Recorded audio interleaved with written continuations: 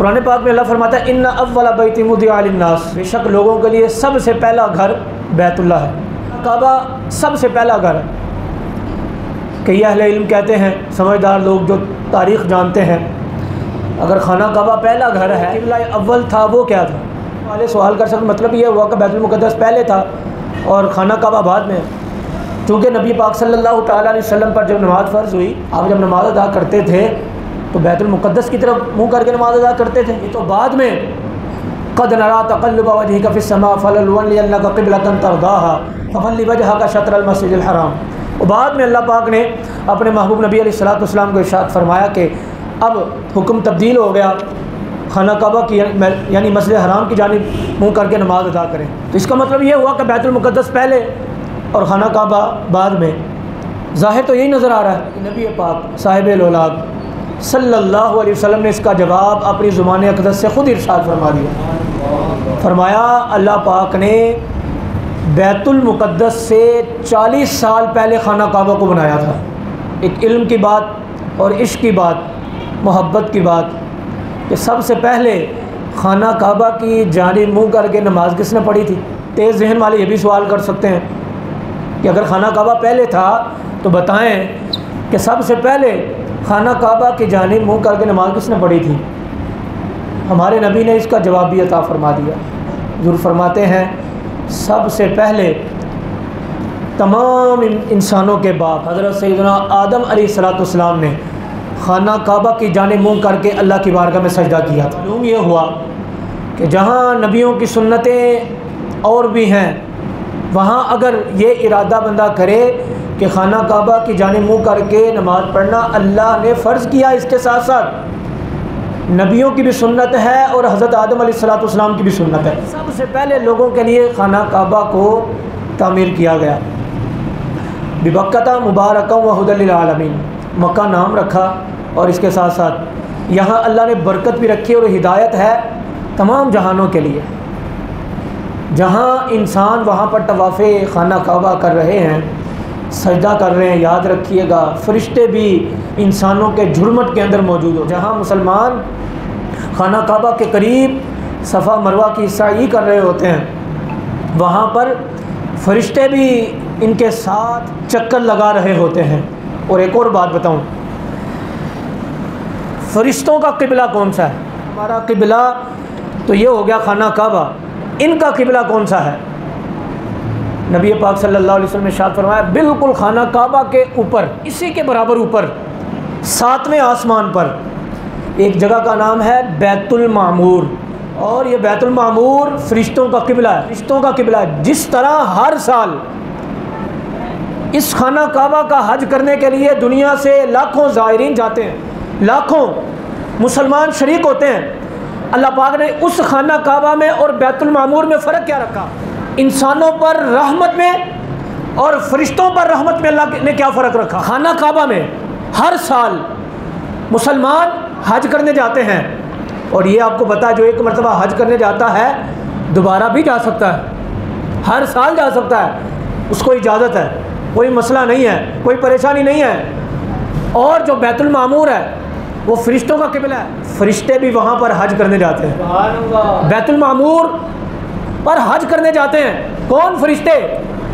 اور یہاں پر حال یہ ہے کہ ایک مسلمان اگر حج کرنے جائے تو دوبارہ بھی جا سکتا ہے، لیکن اس بیت المعمور میں اگر کوئی فرشتہ ایک مرتبہ وہاں پر حج کرنے جاتا ہے تو دوبارہ اس کو جانے کی اجازت نہیں ملتی، دوبارہ وہاں پر نہیں جا سکتا بیت المعمور میں۔ یعنی فرشتوں کا حج بیت المعمور پر ہوتا ہے، اور ہر فرشتہ صرف ایک مرتبہ حج کر سکتا ہے۔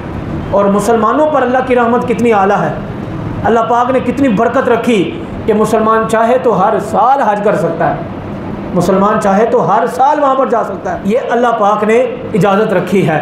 تو یہ اس بات سے یہ پتہ چلا اللہ پاک خصوصی طور پر انسانوں یعنی مسلمانوں پر فضل فرماتا ہے، رحمت فرماتا ہے، اور ہمیں بار بار موقع نصیب ہوتا ہے کہ رب تعالیٰ کی بارگاہ میں جھک جائیں، اپنے گناہوں سے معافی طلب کر لیں، برکتیں حاصل کر لیں، کیونکہ رسول اللہ صلی اللہ علیہ وسلم نے ارشاد فرمایا جو شخص اللہ کے لیے ایمان کی حالت میں اخلاص کے ساتھ صرف ایک مرتبہ طواف خانہ کعبہ کر لے تو وہ ایسا ہو جاتا ہے جیسے آج ہی اپنی ماں کی پیٹ سے پیدا ہوا ہے، یعنی اللہ اس کے سارے گناہوں کو معاف فرما دیتا ہے، بالکل صاف شفاف ہو جاتا ہے۔ خانہ کعبہ کی ایک اور فضیلت جو ہر شخص جانتا ہے، ایک نماز پڑھے تو اللہ 1,00,000 نمازوں کا ثواب عطا فرماتا ہے۔ جو کسی مسجد کو فضیلت حاصل نہیں ہے، صرف مسجد حرام کو، حرم کی سرزمین کو یہ فضیلت حاصل ہے۔ پھر اللہ نے ارشاد فرمایا فیہ آیات بینات مقام ابراہیم ومن دخلہ کان آمنا، اس میں اللہ نے نشانیاں رکھی، مقام ابراہیم ہے، اور جو وہاں پر جاتا ہے امن میں آ جاتا ہے۔ عمرہ کرنے گئے ہیں، حج کی اللہ نے توفیق عطا فرمائی، انہوں نے دیکھا ہوگا طواف کرتے ہوئے مسلمان مچلتے ہیں، جو مقام ابراہیم ہے وہاں پر ہمیں 2 نفل پڑھنے کی سعادت مل جائے، لیکن چونکہ رش ہوتا ہے تو جو سیکیورٹی کے لوگ ہیں وہ وہاں پر نفل نہیں پڑھنے دیتے، تو تھوڑا پیچھے انہوں نے جگہ بنائی ہوتی ہے، وہاں پر نفل ادا کرتے ہیں۔ تو سمجھ لیں جس نے وہاں پر پڑھے وہ بھی اسی کی مثل ہے، کیونکہ وہاں پر موقع ہی نہیں ملتا، رش ہوتا ہے، لوگ طواف کر رہے ہوتے ہیں۔ تو یہ نفل پڑھنے کی سعادت کیوں لوگ حاصل کرتے ہیں، کیوں لوگ مچلتے ہیں، کیوں لوگ یہ سمجھتے ہیں کہ ہمارے لیے سعادت کی بات ہے کہ طواف کرتے ہوئے، طواف کرنے کے بعد ہم مقام ابراہیم پر 2 نفل پڑھ لیں۔ اس کے بارے میں رسول اللہ صلی اللہ علیہ وسلم نے ارشاد فرمایا جو شخص مقام ابراہیم کے پاس 2 نفل پڑھتا ہے، اللہ تبارک و تعالیٰ اس کو مکمل طور پر جہنم سے آزاد فرما دیتا ہے۔ اس وجہ سے لوگ خواہش کا اظہار کرتے ہیں۔ اور مقام ابراہیم کے اللہ کی نشانیاں، کہ اللہ کی نشانی کیا ہے اس میں، وہاں پر وہ جو پتھر رکھا ہوا ہے اس کے اوپر حضرت سیدنا ابراہیم علیہ السلام کے پاؤں مبارک لگے ہوئے ہیں۔ اس وجہ سے کہا، اب دیکھیں رب کتنا مہربان ہے، اللہ اپنے خلیل سے کتنا پیار فرماتا ہے، اللہ کہتا ہے میری نشانی ہے۔ پاؤں کس کے لگے ہیں؟ حضرت ابراہیم علیہ السلام کے۔ تو اللہ نے کہا یہ میری نشانی ہے، اور میری نشانی کے قریب جو نفل پڑھے گا، نماز ادا کرے گا، میں اس کے گناہوں کو معاف کر دوں گا۔ یہ چلا اللہ کی نشانی وہ ہے کہ جن بندوں سے اللہ پیار کرتا ہے، جن بندوں کو اللہ پسند فرماتا ہے، ان کی اداؤں کو اللہ نے اپنی نشانیاں قرار دی ہیں۔ ان الصفا والمروہ من شعائر اللہ، صفا و مروہ کیا ہے؟ اللہ کی نشانیاں ہیں۔ تو صفا مروہ کیا ہے؟ حضرت حاجرہ سلام اللہ علیہ نے وہاں چکر لگائے، دوڑ لگائی، تو اللہ نے فرما دیا یہ میری نشانی ہے۔ یہ چلا اللہ اپنے بندوں کو اور بالخصوص نبیوں کی اداؤں کو اللہ پسند فرماتا ہے، اور حضرت ابراہیم علیہ السلام تو ویسے ہی اللہ کے خلیل ہیں، اللہ پاک خاص طور پہ ان سے محبت فرماتا ہے۔ تو اس بات سے پتہ چلا کہ فیہ آیات بینات مقام ابراہیم ومن دخلہ کان آمنا، وہاں جو بھی چلا جاتا ہے امن میں آ جاتا ہے۔ پچھلے دنوں آپ نے دیکھا ہوگا ایک ویڈیو میں ایک خاتون کو سیکیورٹی والے نے منع کیا کہ اس طرف نہ جائیں، تو وہ خاتون نے اصرار کیا تو اس نے سیکیورٹی والے کو تھپڑ مار دیا، تو جواباً سیکیورٹی والے نے بھی 2-4 اس خاتون کو تھپڑ مار دیا۔ ہم اس بات پر افسوس ہی کر سکتے ہیں کہ وہاں پر تو اس طرح کا کام نہیں ہونا چاہیے۔ رب نے کہا امن ہے، قاتل بھی آ جائے اس کو سزا نہ دی جائے، کیونکہ رب نے کہا بڑا گناہ گار بھی آ جائے وہاں اس سرزمین پر، حرم کی سرزمین پر اس کو سزا نہ دی جائے۔ تو یہاں پر ایک دوسرے کو تھپڑ مارے، دستے گریباں ہو رہے ہیں، اور ان کے لیے بھی لمحہ فکریہ ہے۔ بعض اوقات زائرین جاتے ہیں، عمرہ کرنے جاتے ہیں، جب کوئی چیز بانٹی جاتی ہے، کھجوریں تقسیم ہو رہی ہوتی ہیں، کھانا تقسیم ہو رہا ہے، وہاں پر چھینا جھپٹی کر رہے ہوتے ہیں، مجھے مل جائے مجھے مل جائے۔ ہمیں اندازہ ہی نہیں ہوتا کہ یار ہم کس سرزمین پر ہیں، کیا ہماری اخلاقیات یہ ہیں، کیا ہمارے خاندان والوں نے ہمیں یہ سکھایا، کیا ہمیں تربیت یہ ملی؟ ہم حرم کی سرزمین پر جا کر خانہ کعبہ جس کا جلال انسان کے اوپر رعب طاری کر دیتا، بریانی کے ڈبے پر جھگڑے، کھجوروں پر ہم ایک دوسرے کے دستے گریباں ہوں، چھینا جھپٹی کریں، ہمارے لیے سوچنے کا مقام ہے۔ یہ مسجد ہے نا، یہ مسجد اتنی تقدس والی جگہ ہے، یہ عام مسجد ہے کہ یہاں پر کھانا پینا ناجائز ہے، لیکن فرمایا اعتکاف کی نیت کر لو گے تو تمہارے لیے جائز ہو جائے گا۔ یعنی اس مسجد کا بھی اللہ کے رسول نے فرمایا تقدس پامال نہ کرو، اور یہ بھی کہا اگر کوئی جان بوجھ کر مسجد کے اندر ایک تنکا، بڑا کچرا تو دور کی بات ہے، ایک تنکا مسجد کے اندر جان بوجھ کر گراتا ہے، جان بوجھ کر کہہ رہا ہوں، اس کی حدیث کی تفصیل یہ ہے اگر انجانے سے ہو جائے تو پھر گناہ نہیں ملتا، جان بوجھ کر اگر کوئی ایک تنکا گرا دے تو اللہ کے رسول فرماتے ہیں اس طرح تکلیف ہوتی ہے مسجد کو جس طرح ہماری آنکھ میں کوئی شے چلی جائے، مسجد کو تکلیف ہوتی ہے۔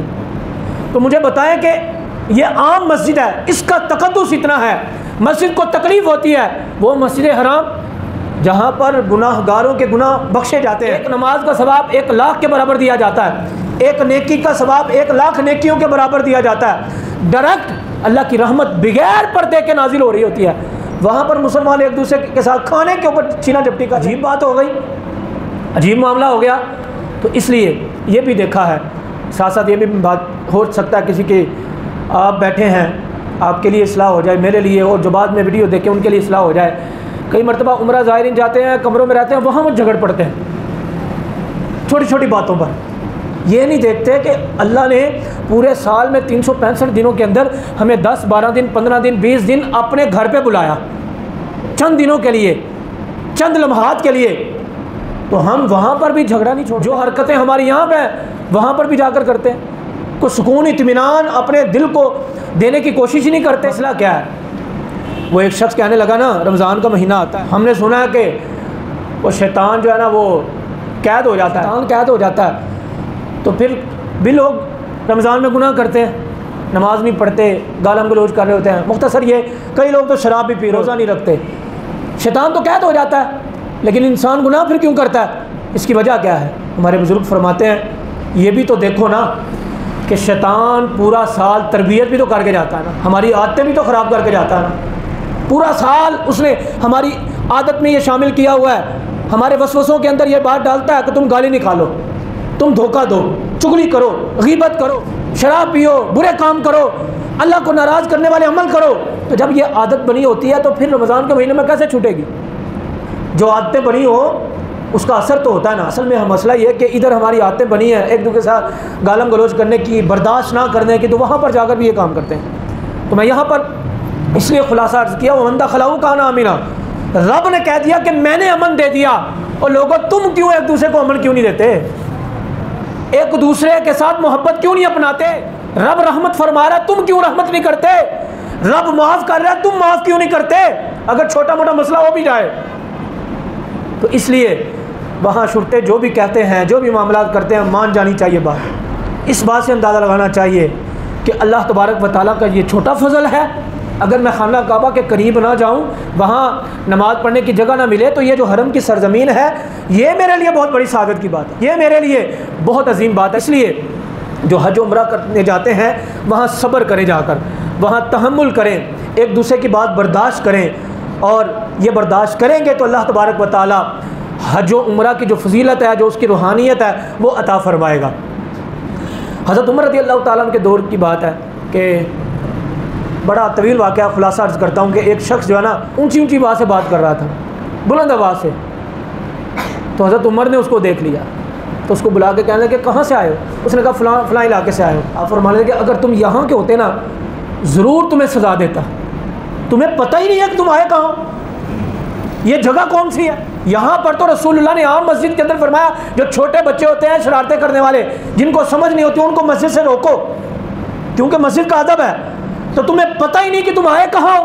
فرمایا اگر تم اس علاقے کے ہوتے میں تمہیں سزا کیوں نہیں دے رہا؟ اس لیے کہ تم جا کر کہو گے حضرت عمر نے جو ہے نا مجھے مارا ہے، لوگ بدگمانی کریں گے، لوگ سمجھیں گے شاید ایسے ہی مار دیا، ایسے سزا دے دی، یہاں کے ہوتے تمہیں ضرور سزا دیتا۔ تو یہ حضرت عمر رضی اللہ تعالیٰ نے ہمیں سبق دیا کہ جہاں جہاں اللہ کی نشانیوں کی جگہ مسجد ہو، اور بالخصوص مسجد حرام، مسجد نبوی، اس کا ادب و احترام کرنا چاہیے۔